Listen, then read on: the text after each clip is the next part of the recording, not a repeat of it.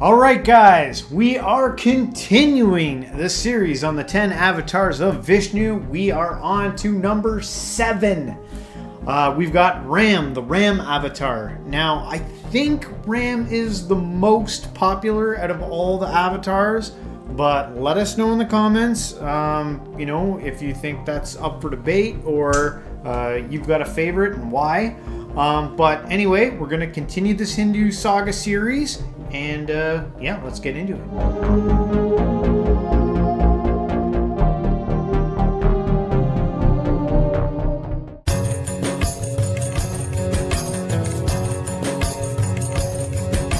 Dasharata represents the 10 different incarnations of Vishnu, which were taken to save the earth and its living beings from destruction.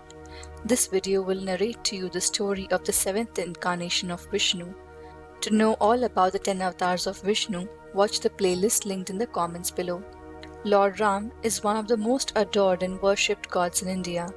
He is depicted holding a bow and arrow, indicating his readiness to destroy evil. His story forms the epic Ramayana. Ram can be simply described as a man who displays perfect morals as well as social behavior. In the words of Swami Vivekananda, Ram is the embodiment of truth, of morality, the ideal son, the ideal husband, and above all, the ideal king. He is a symbol of the victory of right over evil. He is perfect in every aspect and is often referred as Maryada Purushottam, meaning the one who is the supreme man. Ram was the son of the king of Ayodhya, Dashrath. Dashrath had 3 wives, Kaushalya, Sumitra, and Kaikeyi. Ram was born to Kaushalya. Kaikeyi gave birth to Bharat, and to Sumitra, the twin Lakshman and Shatrughna were born. Ram was the eldest son, and Bharat was the second eldest. When Ram attained the age to be crowned king, Manthara, a servant maid, brainwashed Kaikeyi that Bharat should be the king and not Ram. After repeated attempts at manipulating Kaikeyi, Manthara finally succeeded. Kaikeyi went to Dashrath and very slyly reminded him of the boon he had promised her. When Dashrath asked what did her heart desire, she said that she wanted her son, Bharat, to be crowned as the king of Ayodhya, and that Ram should be sent on an exile for 14 years. On hearing this, Dashrath was spellbound, but as he had promised Kaikeyi, he could not go back on his word. Even before Dashrath could order Ram at once, to fulfill his father's words, along with Sita and Lakshman, left for their 14-year-long exile. It is also important to remember that when these incidents took place, Bharat was away from the kingdom and thus was unaware of all that happened. After coming back, he was grief-stricken and angered by his mother's evil deed. He reproached her and wished she was dead. Ram, on the other hand, was camping in Chitrakoot and was leading a simple life, but later they moved to Panchvati as suggested by Muni Agastya. Shurpanakha, the sister of Ravana of Lanka, had this area occupied along with her 2 brothers, Khar and Dushan. One day, Shurpanakha by chance happened to pass by the hermitage where Ram was staying. She was stunned by seeing these 3 beautiful human beings. She wanted to marry Ram. Ram refused to entertain Shurpanakha. This made her furious and she wanted to kill Sita. In order to protect Sita, Lakshman cut off her nose. Shurpanakha was so angry, she went straight to her brother Ravan and reported the matter to him. Shurpanakha also informed Ravan about this divine beauty Sita. Ravan decided to make her his wife and also fight Ram. Ravan asked his associate Marich to take the form of an attractive deer. Marich, as told by Ravan, took the shape of a golden deer, and on seeing the beautiful deer, Sita wanted Ram to get it for her to play. One of the things I sometimes struggle with these videos, reacting to them, when you're trying to take in a story and it's like point, and it's just like I want to come, but and then it's like you forget it and you move on. A couple of things that maybe kind of stuck out. I was thinking of Ram almost like a precursor to Christ, because very similar, because he was so like morally perfect, and And so I was kind of like seeing a parallel between the two of them. But also one thing that kind of stuck out in here in this with these ancient stories is the willingness of people to just like follow what's honorable without question.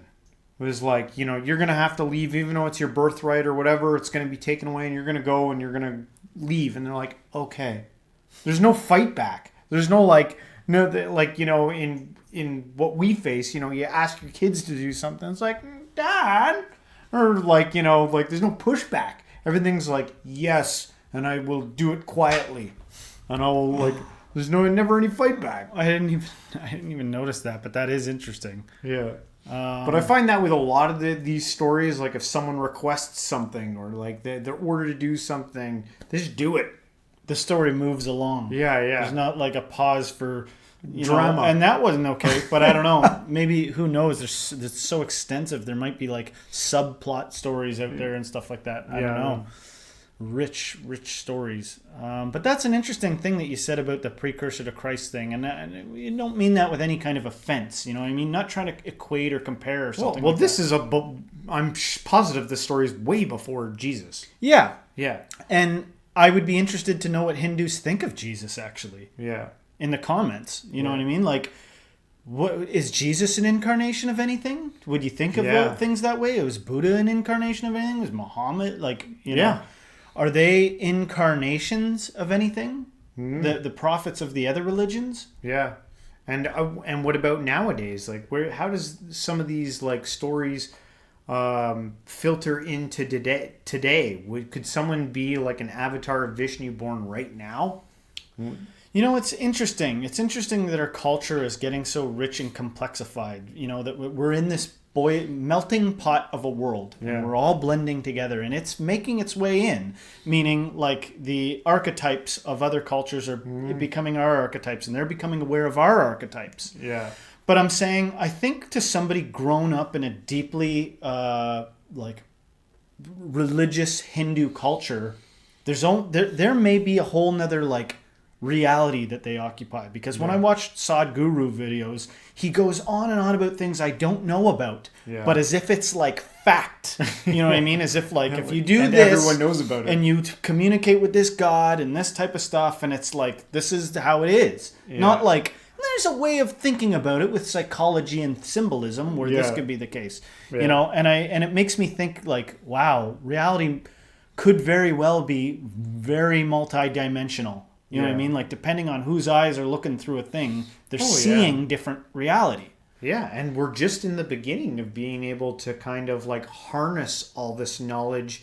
We're still primitive, depending on what way you look at it, where we have access to all this information, but we still haven't figured out really how to harness it all and retain it. 100 years from now, if we all have chips in our head, we might just be able to access all this stuff and ask it to merge and make the comparisons all for us. So that's interesting. With the mind, as long as we don't go insane first. But I mean, I wonder if the Hindu gods if they commune with the other gods of other beliefs. What do you think of these what do you think of the other gods? Seeing as we're kind of looking at your gods, and not that me and you really have any gods. Yeah. But anyway. Ram, to make his wife's wish come true, went behind the deer and asked Lakshman to look after Sita while he was away. As Ram left, Sita and Lakshman heard Ram call out their names in agony. Sita was so terrified by this, thinking Ram was in danger. She asked Lakshman to go look for Ram. Lakshman did not want to leave Sita alone. However, Sita insisted that he should go find his brother and that she would be fine.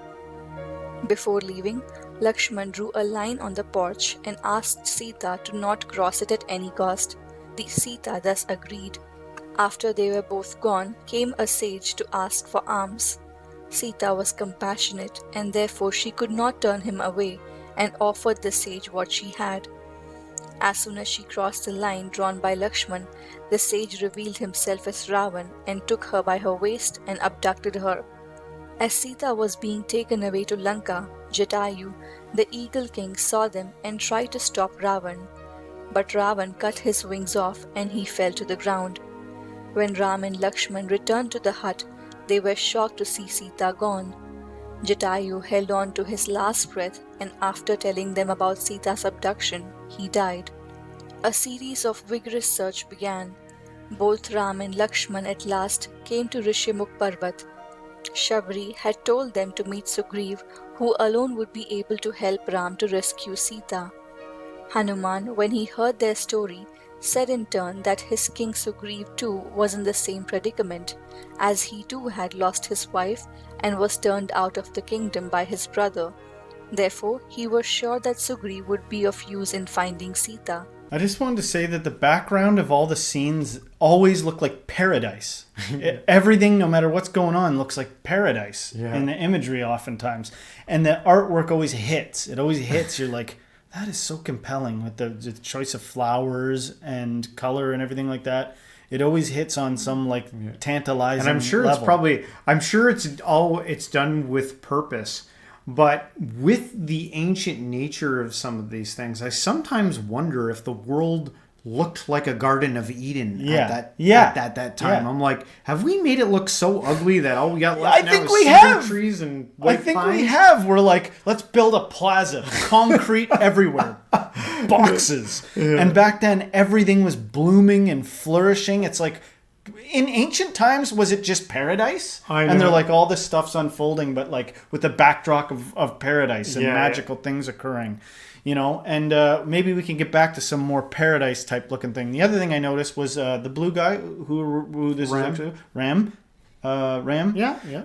I noticed when he was holding the dying eagle king, his face looked like pleasant, even though the eagle was like like dying and doing his last honorable deed. His face looked like an enlightened face while he was looking at that. I just noticed that. Worth noting. Sugriv thus took the vow of friendship.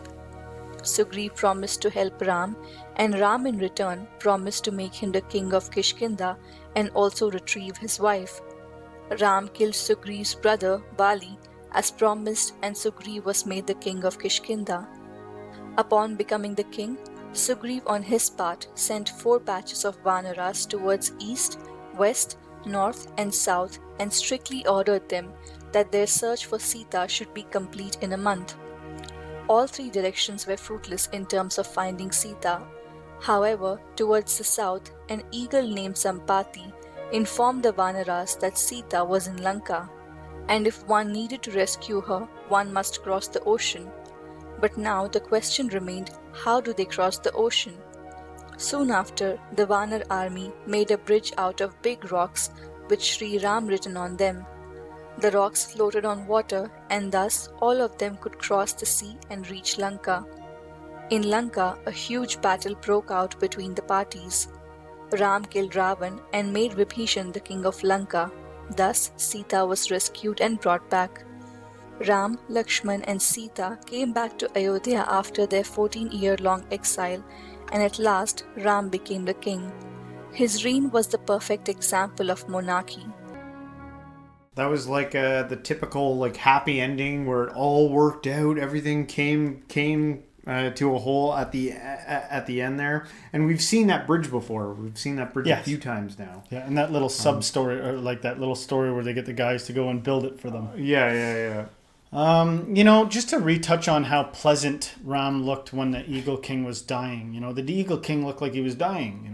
Like tears or whatever, and he looked pleasant. And for some reason, it brought to mind. I'll do a little cross pollination here. The verse, "Be ye perfect." Because like you mentioned, he was like that guy was upright. That avatar was upright in their ways. I think of the verse that says, "Be ye perfect," and how frustrating that verse can be. What do you mean, "Be ye perfect"? Yeah. It feels like an impossible task, doesn't it? Man. But what if you really went for it? Not from an ego-y way, not from like a ego, like I'll be perfect and therefore I will feel perfect, or I'll be perfect and therefore I will be deemed Not perfect. that it'll get you anything. Yeah. Just for the sake of Not with doing the running narrative of like, I better get something out of this. But just if you're perfect, maybe that makes you like be that way. Maybe that turns you into that type of person that's got that face when something's dying that is both compassionate and sort of blissful. Yeah, Ram sticks out as kind of like an epic archetype character.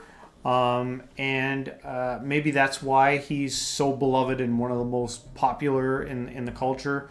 But I want to ask our audience out there if they have a recommendation for good, this was kind of like a very short Ram reaction.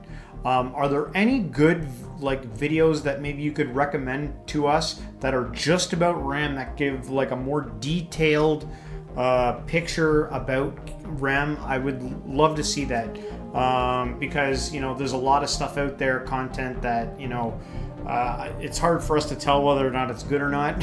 Whether or not we'll go right to the source, the people watching. Right. Yeah. So let us know. Hopefully you guys liked our reaction on this. If you did, don't forget to hit the like, subscribe, share this with a friend, and everyone, until next time, stay spiritual.